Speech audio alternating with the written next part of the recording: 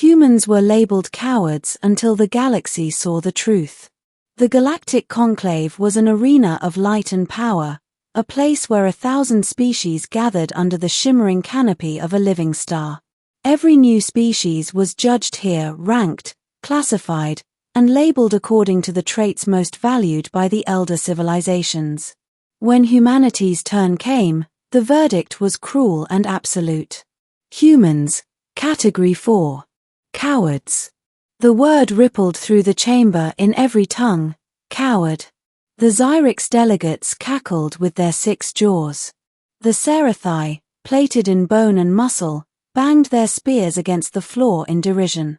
Even the Kren, calm manipulators of energy fields, inclined their heads in quiet disdain. Ambassador Talia Monroe of Earth clenched her fists behind her back. The decree was carved into the archives, and there was no appeal. You hide in holes, sneered a Xyrix general. Your wars are fought from trenches, your soldiers behind walls. You scurry from storms, quake at predators, lock yourselves inside metal shells. Survival above glory, this is the mark of cowards. The Seraphai roared their agreement. A species that does not honor death cannot honor life. Talia kept her voice steady when she spoke, though her chest burned. We have survived on a world that tried to kill us every day. If that is cowardice, then so be it. The Conclave ignored her. The humans left in shame. The coward's way. The label followed wherever humans went. In spaceports, alien traders mimicked trembling knees when humans passed. On military outposts, Seraphai warriors laughed at human officers, calling them burrowers. But humanity spread. Quietly, steadily, into the places no one else wanted. The lush worlds were fought over by the proud species.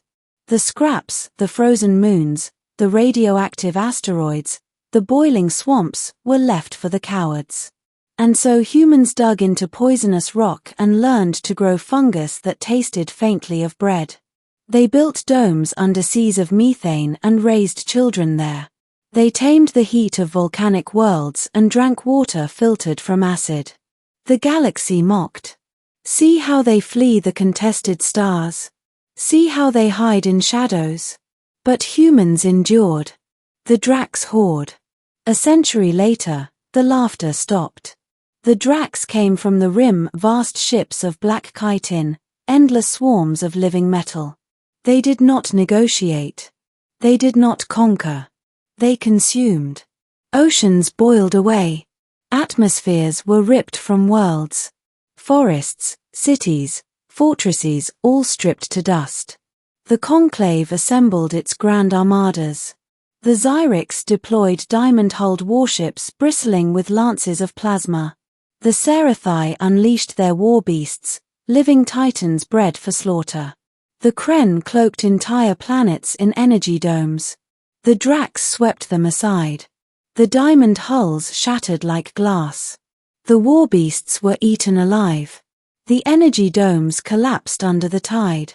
World after world went dark. The coward's proposal. The Conclave gathered in desperation. Refugee fleets clogged every safe system. Proud species screamed for vengeance, for one last glorious charge. Then Elias Chen, the human ambassador, spoke. You have always called us cowards, he said. Let us do what cowards do best. Give us your refugees. Send them to our colonies. We will hide them. We will keep them alive. The chamber erupted in laughter. Entrust our children to cowards, a Seraphai bellowed. Better they die with honor. But some, desperate to save even a few, agreed. And so millions of refugees, Seraphai cubs, Xyrix hatchlings, Kren scholars were shipped to human colonies.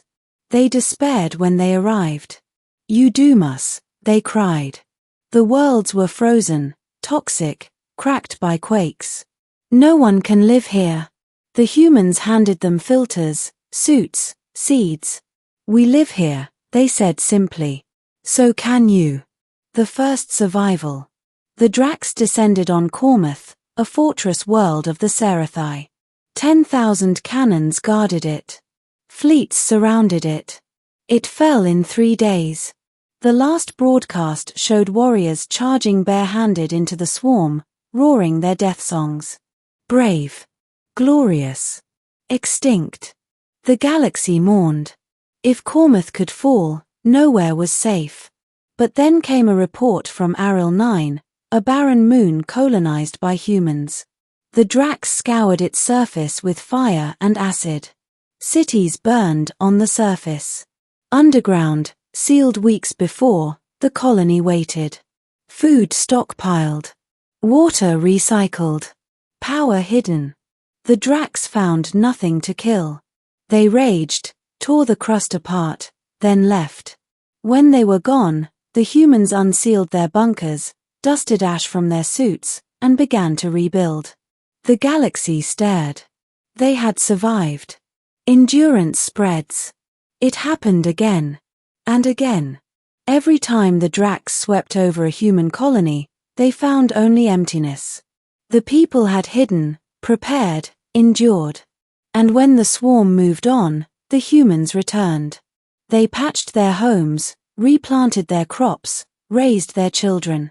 Refugees learned too. Seraphai children donned pressure suits and laughed in storms. Xyrix engineers studied human air recyclers and marveled. Kren scholars wrote treatises on the coward's art of endurance. The galaxy began to whisper, perhaps cowardice was not weakness. Perhaps it was something else. The coward's weapon.